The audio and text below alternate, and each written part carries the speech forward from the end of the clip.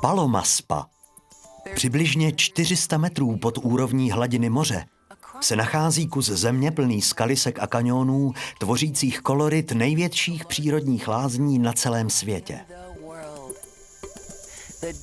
Voda Mrtvého moře je kombinací bahna a termálních minerálních pramenů, tryskajících po tisíciletí. Vytvoření římských lázní bylo základem pro objevení přírodní léčivé síly tohoto místa na Zemi. Dnes je oblast Mrtvého moře tou nejznámější léčebnou oblastí Izraele. Unikátní spektrum léčebných procedur nabízí celá tato oblast. Bahenní zábaly nebo koupele v Mrtvém moři či pouhá relaxace v přírodních minerálních pramenech jsou toho nesporným důkazem. Od roku 1960 se zde budují hotelové léčebné komplexy. Turisté nebo lidé trpící kožními chorobami navštěvují tato zařízení pravidelně.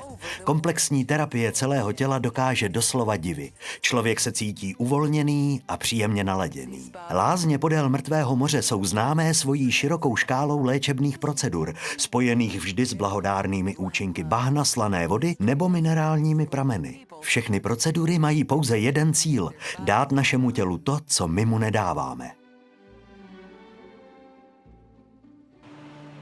Běžné lázně u Mrtvého moře mají sirný bazén, slaný bazén nebo výřivku. Chybět nemůže místnost na relaxační procedury těla nebo obličeje. Horké sirné prameny, vyvěrající nedaleko od Mrtvého moře, napomáhají eliminaci toxinů, regenerují a obnovují buňky, zlepšují krevní oběh a přispívají k celkové očistě našeho těla. Slaná mořská voda v bazénech obsahuje velké množství nezbytných minerálů a stopových prvků, které mají uklidňující vliv na celou pokožku.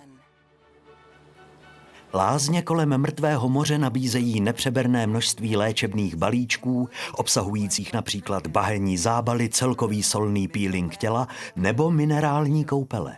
Z těchto důvodů společnost Paloma Dead Sea a řada Jericho připravila širokou škálu výrobků pro profesionální lázeňská zařízení, která tak mohou alternovat pobyt u Mrtvého moře u nás doma. Tělový bahenní zábal. Bahenní léčba přináší mnoho fyziologických a biologických změn. Zlepšuje se krevní oběh, napomáhá vylučování nečistot z pokožky, zjemňuje a vylepšuje její rovnováhu. Bahno Mrtvého moře stimuluje spalování tuků, čistí póry a provádí důkladnou hloubkovou očistu kožních pórů. Jericho bahno se zahřívá na teplotu 28 až 30 stupňů Celsia.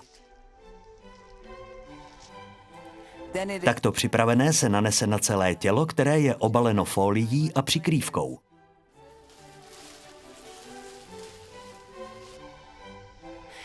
Po 25 minutách se tělo osprchuje teplou vodou. Vyhřívání v soli. Sůl z Mrtvého moře je dalším prvkem léčebné kúry. V plné vaně teplé vody se solí relaxujte 30 až 45 minut. Uvolněte se, nasávejte a absorbujte blahodárné minerály do těla. Koupel napomáhá snižování svalových napětí a celkovému uvolnění svalů. Soli jsou s eukalyptem, růží či pomerančem. Tělový skrab s aromatickým olejem.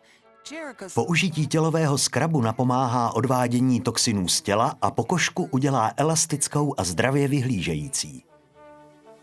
Ošetření vlasů. Vlasová kosmetika Jericho nabízí celou řadu přípravků. Kúra začíná výrobkem Jericho šampon z bahna Černého moře, který dodá tu správnou výživu.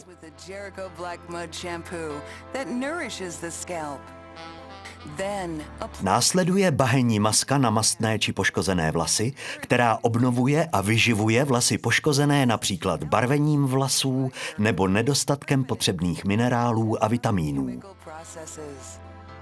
Dlouhotrvající používání těchto přípravků vede ke zpevnění vlasů a dodává jim lesk, sílu a přirozený vzhled. Ošetřování pleti. Ošetření pleti se doporučuje jednou měsíčně a je určeno pro všechny druhy pleti mimo pokožky citlivé. Procedura začíná celkovým ošetřením pleti skin tonerem. Následuje jemná peelingová maska, která odstraní staré buňky, které zamezují řádnému dýchání pleti a zabraňují přírodnímu procesu renovace pleti. čistící bahenní maska uklidňuje pleť, osvěžuje ji a zajistí zářící vzhled. Nakonec použijeme Jericho výživný krém, který dodává potřebnou vlhkost pleti.